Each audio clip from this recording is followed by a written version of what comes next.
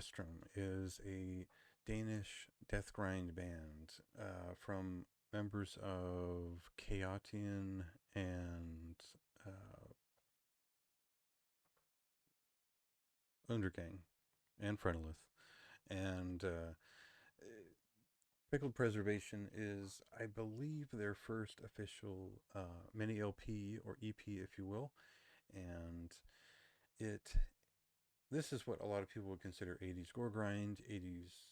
Yeah, I think that would be what most people would have called it back in the 80s is gore grind. And really, you're going to want to think of blood, uh, maybe more so early carcass. And, there's some other things we could talk about there too. Like the first couple Zizma demos might apply in theme. But we're really talking about Recaputrefaction influenced death metal and bands like Impetigo, who they cover on this EP. Now, if you know what I'm talking about, you're like, what is this guy talking about? With why is he recommending a a pitch shifted vocal death grind album from 2023? This sounds like it's from 1988.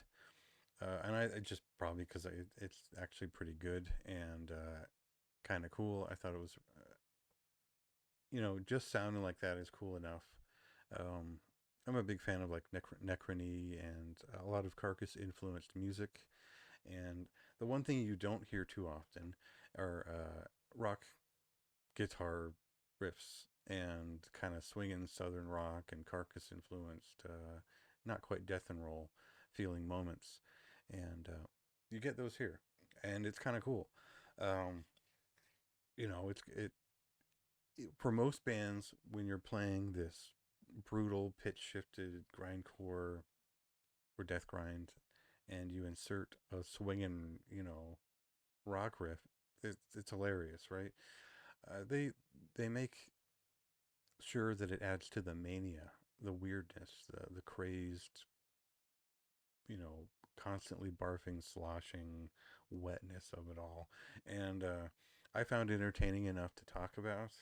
Also, there just weren't that many things I wanted to write about this week, so this was just a thing that I knew what it was, and I thought it was fun. God forbid. And yeah, it's pretty entertaining. I'd like to see what they do with the full length album. I think there's a lot of potential here for this to be really popular, just because they're not only good at the Carcass esque side of things, but the actual rock or heavy metal riffs they fit in there are memorable and really well done. And even if it's just on a whim, it kind of shows that they're pretty good at whatever they try. So it's worth checking out. So um, probably not for most people. That's probably I gave it a moderately high recommendation between the dissected fetus and the uh, pitch shifted vocals and all that. It's definitely not for everyone. So see if it is. Gauge, but with your own common sense, whether or not that's your thing, and read about it if you feel like it.